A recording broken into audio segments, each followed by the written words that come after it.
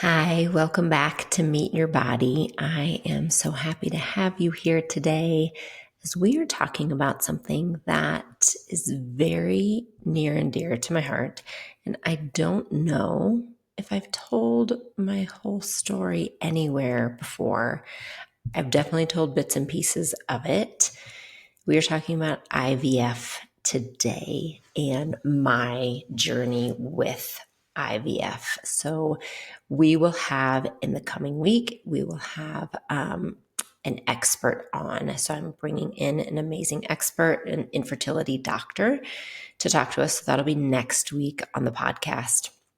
And I'll have other links below to help you on your journey. But today I'm just sitting here with you like we were having a cup of coffee together. And I'm just going to tell you my experience and my story with IVF. And really, I'm just doing it to make sure any of you listening know that you aren't alone. Hoping that that experience, just knowing there are other people who have been through it as well, I'm just hoping that helps. I'm not giving you advice whatsoever in this episode today. Every person's story and journey with infertility is so different. So I definitely want to say that. We're all so different. I want you to defer to your healthcare professional, whoever you're seeing, whoever you're working with on that. So I'm not here to give advice. I am here just to sit with you in this space and to tell you my story, my own experience with IVF and infertility. So if you followed me for a while, if you have consumed any of my content, you do know that I was diagnosed with endometriosis, and that was 22 years ago. So I was in my early 20s. I was 25 years old. And if you want to know more about that, you can definitely find all of my resources around endometriosis. I've talked about that story quite a bit.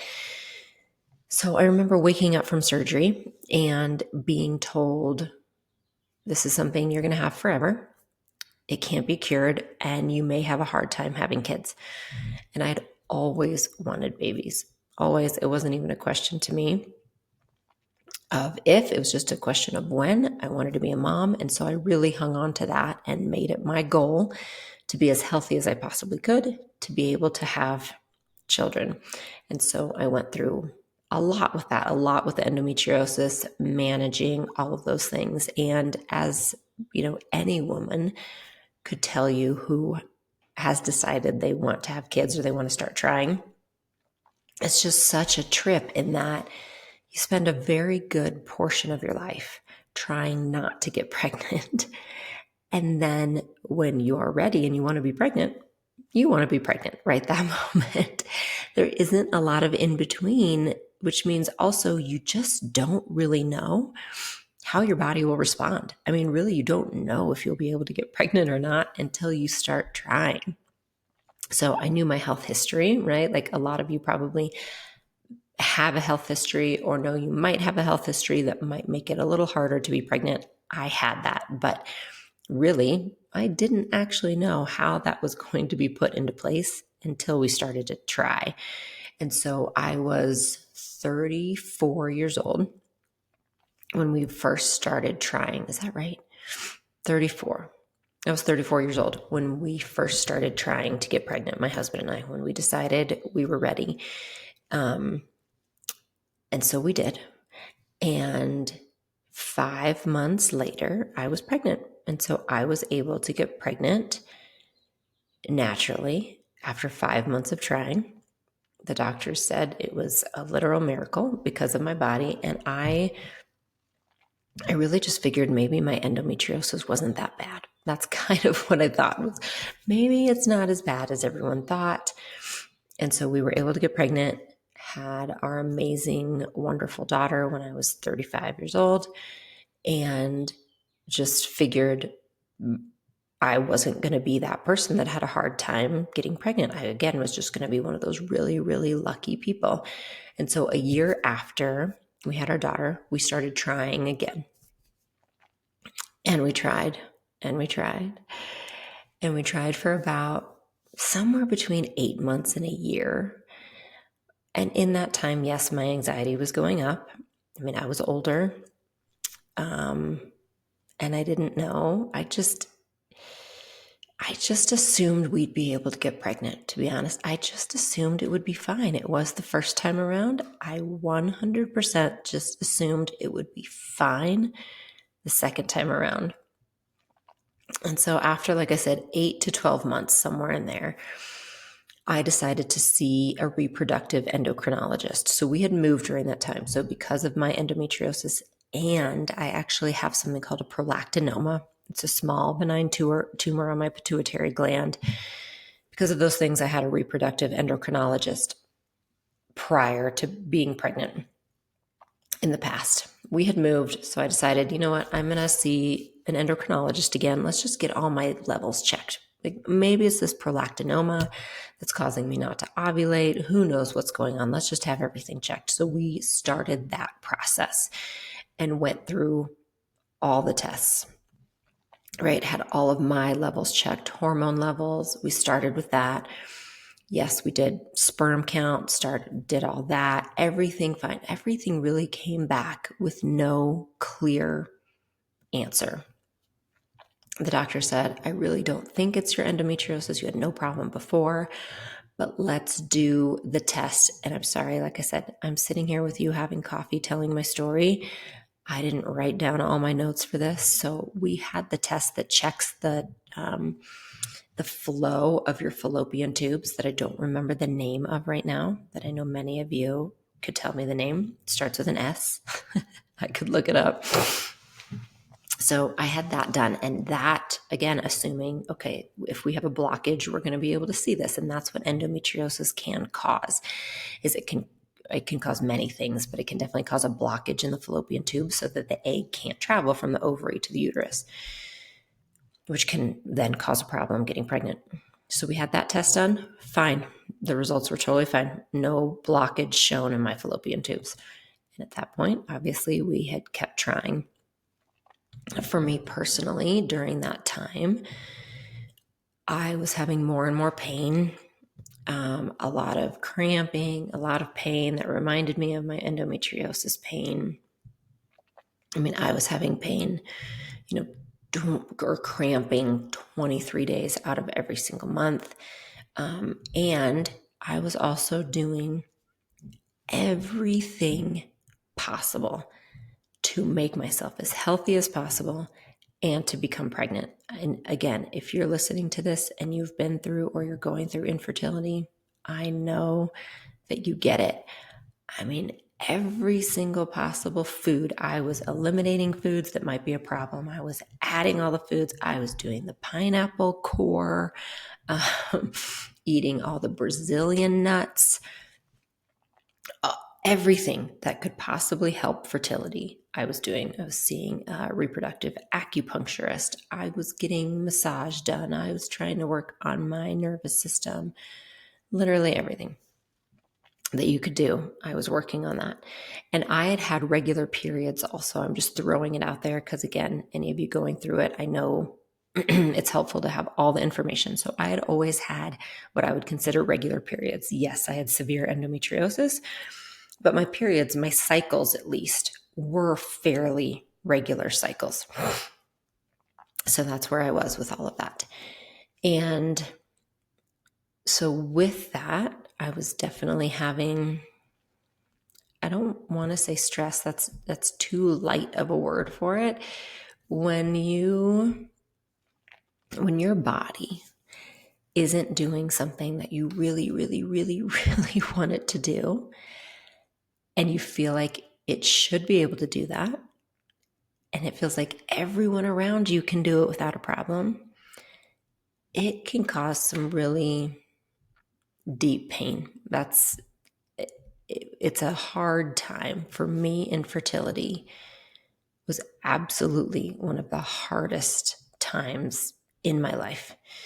And I've gone through a lot with all of my surgeries and a breast cancer diagnosis and so many things around that, around health. Infertility ranks right up there in the top 3 hardest things that I have been through. It was a really, really hard time, wondering what I was doing wrong, what else I could be trying, what I should be doing right. Everyone's saying to stress less. It'll happen if you just don't stress.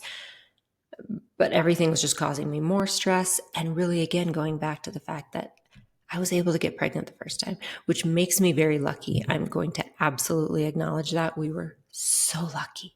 So, so, so blessed, so lucky, so grateful to have our daughter.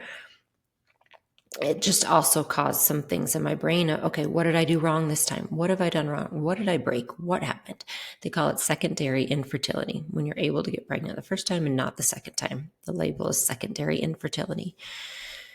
So we went through all of that. And like I said, all of the tests and everything for a couple years, probably about 2 years, until finally the reproductive endocrinologist and I, and, talking to my husband, decided that I should have another surgery. So I had had my first surgery for endometriosis back when I was 25. I was now at this point probably 38, and said, I haven't had a surgery since then. We should just go in and explore. He said, if you really are committed to getting pregnant, and I was definitely committed to getting pregnant, he and I agreed we should probably go in and see what's going on. And so I had a second surgery and woke up, went home, and I had to wait about 2 weeks before I could see the doctor for the results. Went back, and I remember sitting there. I was by myself because my husband had to be at home with our daughter. She was 3 at that point. And so I remember sitting there, and he came in and he looked at me and he said, I cannot believe how you appear on the outside, knowing now what I found inside of you. He said, you have stage 4 endometriosis, you have a frozen pelvis, you have scar tissue wrapped around blocking your fallopian tubes. So yes, they were blocked. How the test came back normal, he didn't know. He said that an egg is not going to get through there. My intestines were stuck to my abdominal wall. All of that to say, my endometriosis had gotten much worse, had continued to develop, continued to get worse over the past few years. And he said, IVF is your option if you want to get pregnant. That's the next route you need to pursue. And I left devastated. And there were some other things. They found a growth on my liver I had to do a follow-up with, and there were some other things going on. So it was a lot to take in at once. But just that idea of, I did so much. I worked so hard to be healthy, to be able to do this. I did what everyone said I needed to do. I did it. I checked the boxes. And yet here I am. And I didn't know how I felt about IVF, to be honest. So it's like kind of grieving the fact that my body was in the state it was in. What does that mean for my future? Like, what does it mean for my health? Grieving the fact that we weren't going to be able to have a baby naturally again. And also then knowing I need to face head first my feelings about IVF. Like, how do I feel about it? Is this something we want? And so we took, 6 to 8 weeks. I had to recover from surgery. I mean, that was a really hard surgery to recover from. So I had to recover from that surgery, had to wrap my head around all of it. And then ultimately knowing, I don't know how you decide to have IVF. I mean, we're all very, very different. And I do think some people can decide very quickly and very easily. For me, it wasn't a matter of how much I wanted another baby. I mean, that was a 100 out of 10 scale. Like, I wanted to grow our family. I mean, there was no doubt in my mind about how I felt about having another baby. It was really just kind of accepting and acknowledging the path we were now going to have to take to do that. It was just such a 180 from what I had assumed and what I had expected and what I had known. And for me, it was literally waking up from surgery, going to that doctor and hearing, oh no, this is your only other option. That's it. And as you know, there's financial implications. I mean, I feel extremely lucky, extremely privileged that we were able to go through with it, because many people aren't. There's a big financial blockage, quite as well as just the decision-making process. There's so many pieces to it. And so for some people, it might be really easy. So you might be listening to this saying, oh, it was an easy decision for me. Absolutely. I acknowledge that. And I am just saying for me, it was not. And not in that I didn't want to do it, because I really would have done anything to be able to have our baby. It was just mourning what couldn't be, and grieving that. And then also making the right decision for our family, how we were going to move forward in the next phase. And so once we got through that, we had a meeting with an IVF, an infertility doctor, about what our options would be. Because I was older at that point, again, 38, 39 at this point.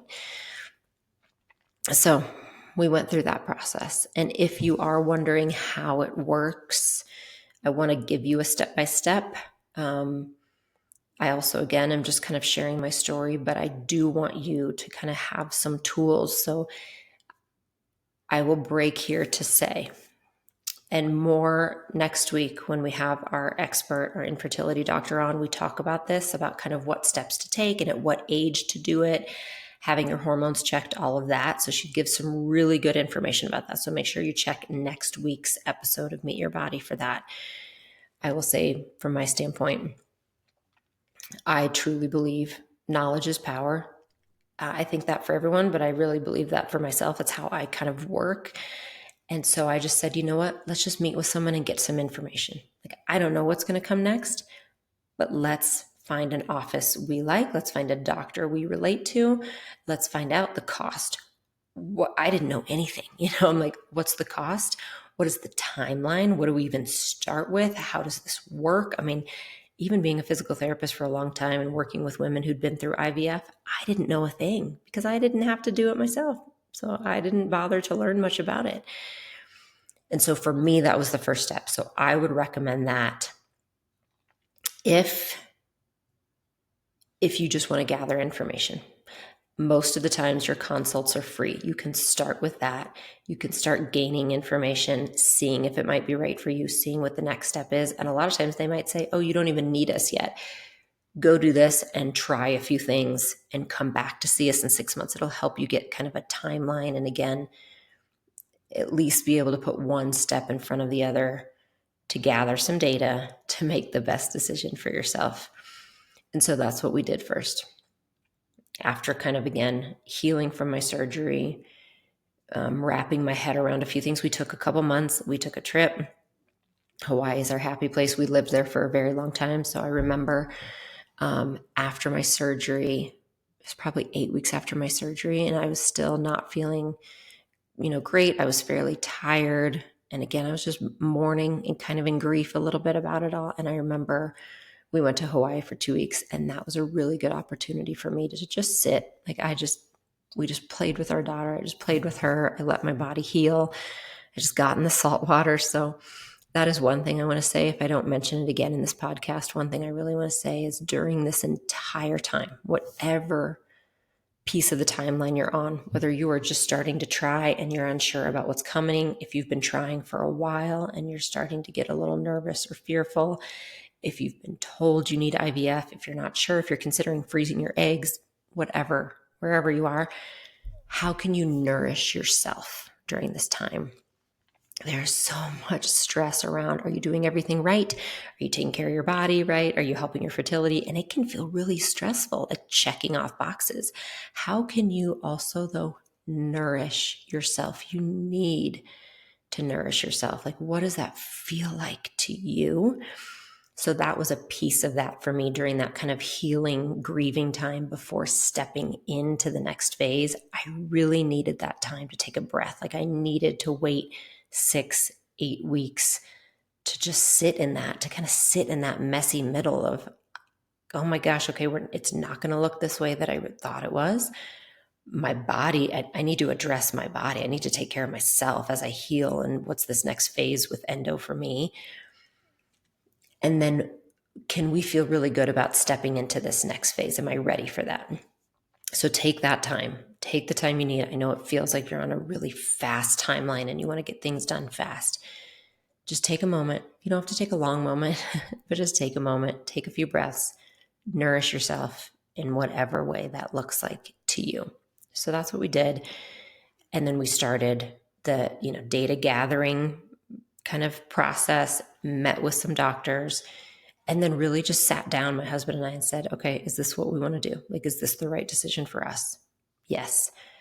Filled out the paperwork. And then we started the IVF process, which again are a lot of steps. Each doctor is going to be a little bit different.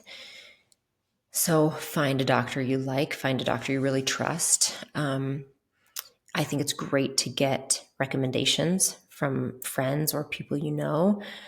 I will say for me personally, one thing that happened that I didn't expect was we chose a doctor that was 5 minutes from our house. It just worked out that way. And I loved our doctor, and I was shocked by the number of appointments that I had. Like, you will have so many appointments. There will be times that you have a lot of time between appointments, but then when you need to be there, it can be like every day for a couple weeks. So that was really convenient to me, was actually having it close because I was there so much. And that isn't always possible. It's just one thing to think about, one of a million things to think about. Do they have payment plans? Do they possibly take insurance? What does your insurance look like? Again, is it someone you trust? Do you feel just comfortable in your gut when you go in that office? Those kind of things. Can they work around your schedule? Do they have morning appointments or evening appointments? Ask all of those things. Take your time to pick someone that you feel like is going to be an advocate for you. And so we picked the office. We started the process. Went through all of it. One other recommendation I can say, like I said, I don't necessarily have a lot when it comes to how to help, really specific steps to take. I did see a reproductive acupuncturist during this time, during the entire IVF process. She actually worked with my IVF doctor. I loved her. She was a lifesaver during this process to help me. She was like a big, important part of my team, helping me interpret things and make decisions. It also helped my stress. And I highly, highly believe it actually helped me personally to get pregnant. It helped with that process. So that was one thing that helped me quite a bit. And she actually came into the office during the embryo transfer because she worked with my doctor really closely. So that's just one of the many things that you can look into. Again, that was helpful for me. So we went through IVF procedure. We went through all the injections, went through the stimming, and went through the first egg retrieval. And then after you have the egg retrieval, you will find out if viable embryos were formed after the egg retrieval. Our first IVF procedure was a failure. We had no embryos. And that was very, very hard because we had been through the whole thing. Again, the injections, I'd been through all of it. And then nothing to show for it. We had no embryos that survived that. And that was very hard. And we had to decide if we wanted to go through it again. And at that point, we knew we were moving back to Denver. We were in California at the time, so we knew we were moving back to Denver within 6 months. And so we met with the doctor, and she said, with your levels, because with my age and with my endometriosis, I didn't have the most robust ovaries. I mean, they did not get many eggs when they did the egg retrieval. Some women have, 50 eggs. I think I might have had 10. I mean, we didn't have a lot. And she said, no, after going through one process, I think you have a 10% chance of another IVF cycle working. You might want to consider an egg donor. There are other things you can consider. Take some time and come back to me. And I was devastated. I was completely devastated and didn't know what to do. We did have a family. We had our daughter. Where were we financially? Because we had to pay for an entire other round out of pocket. So all that to say, after 2 to 4 weeks, of letting, because your body has to heal from that too. I mean, that was a lot of hormones injected, a lot of things happening in my body. So I had to let my body calm down. Once the doctor was ready to start another cycle, we decided we would try one more. We still had some medication left over that I could use again. So that was some of my thought process, was we were saving a little money. We still had some medication I could use again. We were moving to Denver. Let's try one more time. And then once we moved back here, we thought maybe we'll just be done. Like maybe that's it. And so we went through it again. And I remember the doctor changed the medication just slightly to see if maybe we could help ramp up my ovaries. And we did the egg retrieval, and we ended up with 3 embryos after this second cycle. 3 embryos. Now, with IVF, there's, again, a lot of things that can happen. Typically, they're going to have your embryos and they will freeze them so that they can do genetic testing and find the healthiest embryo to then implant for you. Many times you can even choose if it's a girl or a boy, and then you would freeze your extra embryos to use at a later date. All of those things you hear about IVF do happen. But our doctor said, your last cycle, we did have, I think, 2 embryos the first cycle, but they didn't survive. They didn't survive the 3 to 5 day wait that happens. She said, your body has been pregnant before. You've been pregnant before. I know you can carry a baby. She said, I don't know if your embryos are going to survive long enough for the freezing process and the genetic testing. So instead of a frozen transfer, she said, I would like to do a fresh transfer, which doesn't happen much anymore. I now know, it doesn't happen much at all, because people like the frozen transfers because, again, you can make sure that you're getting the most viable embryo when you transfer. But we had 3, and she said, we can do a fresh transfer where we transfer almost right away. Again, it's like 3 to 5 days later, we will transfer and we will see if your body can help these embryos and help them to survive for a viable pregnancy. She said, we can transfer all 3. And we said, okay. Keeping in mind, as she had said before, we had a 10% chance of any of this even working. So they implanted 3 embryos of fresh transfer. So I didn't know girl, boy, genetics. I knew nothing about these embryos. I just wanted our babies. And so they implanted 3. And that's when the 2-week wait happens, which, yes, is very hard. I have no tips for the 2-week wait, except, again, nourish yourself and keep yourself busy. Follow the doctor's orders around, movement and all of that. Stay in close contact with your doctor if you need to. If you have questions, don't be afraid to ask them. Don't overread your symptoms. Oh my gosh, I know it's so hard during that 2-week wait. You just, every little thing, you're wondering what you feel. I went on long walks in the sun. I had made a really special playlist of certain songs. That was my IVF playlist that I would play. I played it during the embryo transfer. So I would go on long walks in the sun and listen to that playlist. That's what I did. And the only way through it is through it. And that's what I can say. Watch things that make you laugh. Watch things that keep your mind off of it. Nourish yourself during the 2-week wait. That's really the only way to do it is to do it. And then I got the call. We got the call, and I remember exactly where I was. I was upstairs in the house, and the doctor called. And because you go in for blood work, that's how they're reading it, is from blood work. So they check your blood work at the 2-week point. And she said, your numbers indicate you are pregnant, and your numbers indicate you are most likely pregnant with twins. And so I was. And so we were pregnant with twins. 2 of the embryos had implanted.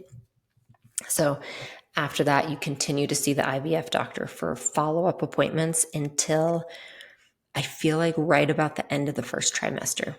And that's when it's around like 3 to 4 months. And that's when they are done following up with you and you move on to your regular OBGYN, because you do continue with some progesterone with the IVF doctor through that first trimester. And so I went in for my first ultrasound. We had 2 heartbeats and we were pregnant. I was pregnant with twins. My body had taken those 2 embryos and we had lost one. One didn't implant. And then I just started buying all the books. I'm like, twins? How do we do twins? I need to know what to do with twins. And then around week 8 or 9, I went in and the ultrasound showed 1 heartbeat. And so we had lost one of the twins. It's called vanishing twin syndrome. And that was really hard. And also so thankful that I was still pregnant with 1 healthy embryo. And then I went on to have a healthy pregnancy and give birth to a healthy baby boy. And that was our 10%. And so we had no embryos. Like that was it. He was it. He was our chance. And he is here. And so we, many people can talk to you about follow-ups. Like if you do have embryos after, and do you freeze them and what happens with that? Or maybe this is your first pregnancy, so you use them again for a second pregnancy. That wasn't us. This was it. This was it for us. That was my last pregnancy, no embryos. And so our family was complete. We were done. My body had no more. My body had no more to give. My sweet body had done the very best it could. And then 2 years after our son was born, I had to have a hysterectomy and prolapse repair. And so went through another grieving process along with another season of so much gratitude for what this body has done for me. And so that is our IVF journey and our IVF story. I know everyone's is different. Like I said, everyone's is so different. And that is mine. And I know I probably had a lot of ums and ahs and hesitated during this podcast. It's just hard. It's a really hard time for me to put into words because it was so life-changing, obviously, and so hard, and something I'm also so thankful for. I'm so grateful that we have access to this kind of medical technology. I mean, that's really what it is. I'm so grateful that we live in this time where we have access to this. I'm so grateful for the privilege of being able to have access to it, because I know not everyone does, and I think people should. That's something I want to fight for. I believe everyone should have access to infertility treatments. I also believe everyone needs to make the decision that's right for them. I remember after our first cycle that did not work, and how devastated I was and how hard. Again, I'm like, I never imagined. You don't hear about a cycle not working. I thought it just worked. I really did. I thought just if you were willing to go through it, I thought that was the hard thing, was the decision to go through it. And then I thought after that, it just worked. Like science just made it work. And honestly, it doesn't. It doesn't always. I know that now personally, but I really know the stories too. I know women who've been through it multiple times. Like I know that.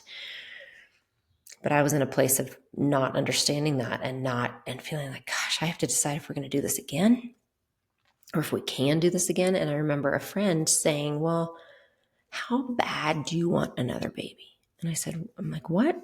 She said, how bad? Like on a scale of 0 to 10. And I said, well, that's not even, I said 100. I mean, it's not even a question. That's what I want. Like the deepest feeling in my bones. I want another baby. I would do anything for it. She said, oh, then you need to do it again. She said, I thought you might say like 6 out of 10 or 7 out of 10. And I think that hit me, that we are all different. And it is okay if your answer is 6 out of 10. Like that's okay if you don't know, if you want to go through it. And it's okay if it's not right for you. There are so many paths forward with kids, without kids, adoption, surrogacy, egg donor, sperm donor.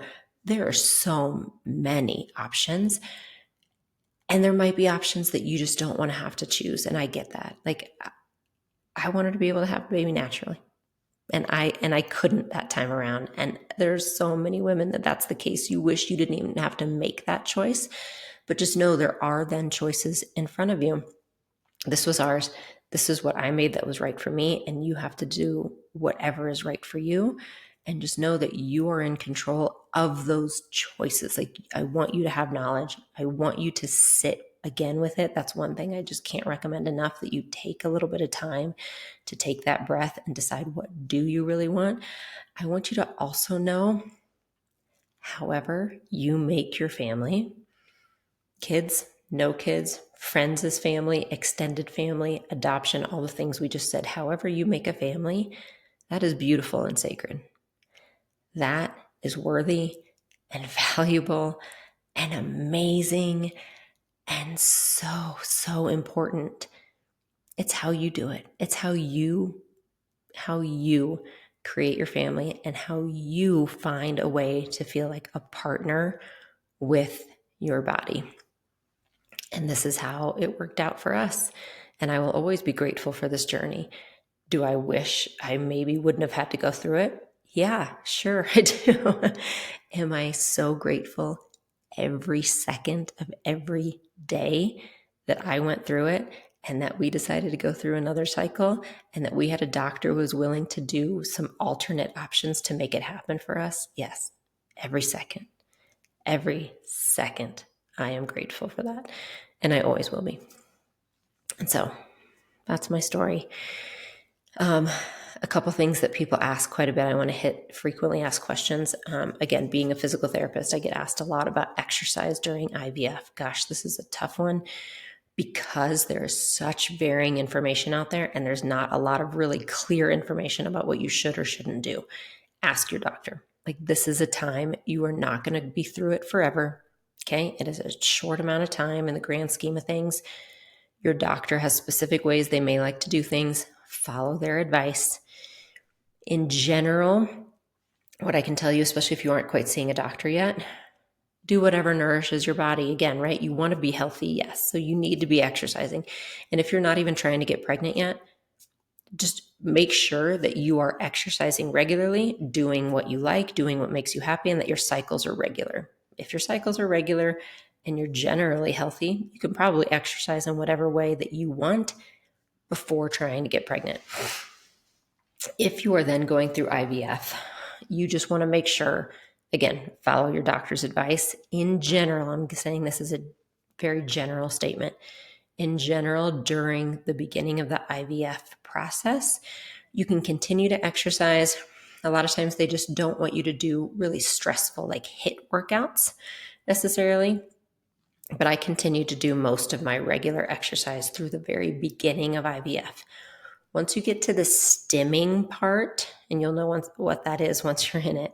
Once you're in the stimming part, that changes. You want to make sure you're avoiding twists. You're just really gentle movement, very gentle, if any movement, the doctor will tell you. And then during the 2-week wait, that is up to the doctor as well. Many doctors say bed rest for 2 days. Research around that is kind of changing a little bit, but I continue to say follow your doctor's advice. Again, it's a very short amount of time. During those times, I just went on very long walks to nourish my body. When I was once I started the injections for IVF and through the 2-week wait, I did lots of long walks. But before that point, I was doing my regular workouts. So that's one thing that people ask me about quite a bit. A lot of people ask as well, how do you deal with the symptoms? And same thing I just said, just nourishing your body, knowing it's short term. It is not forever. It's a short term process. I had the end goal in mind. I'm like, I will do whatever I need to do to really try to support myself during this IVF process. Long walks. I know I keep saying that, but I did a lot of long walks in the sun, music that made me happy, books that made me happy, snuggling my daughter. Food to nourish my body. I saw the acupuncturist, that reproductive acupuncturist helped quite a bit. So there are a lot of things like that. But again, nourish your body. Try not to worry too much about the short-term process of it. I didn't have much pain. I know people talk about weight gain. I didn't have a lot of that either. I mean, no more than like a typical bad period, I would say, to be honest. So just to lay that out there, I try to dispel people's fears around that. Like, don't let that hold you back. Make the decision that's right for you, but all the symptoms you can work around and work through.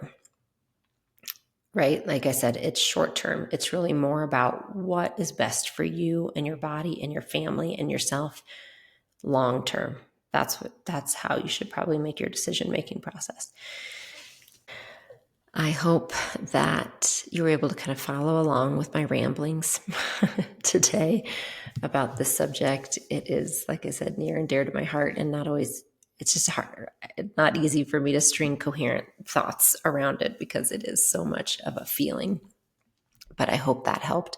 I hope it just helped understand and hear someone else's story, and to know that you aren't alone. Wherever you are in the journey, you aren't alone. So I will have other resources below in the show notes.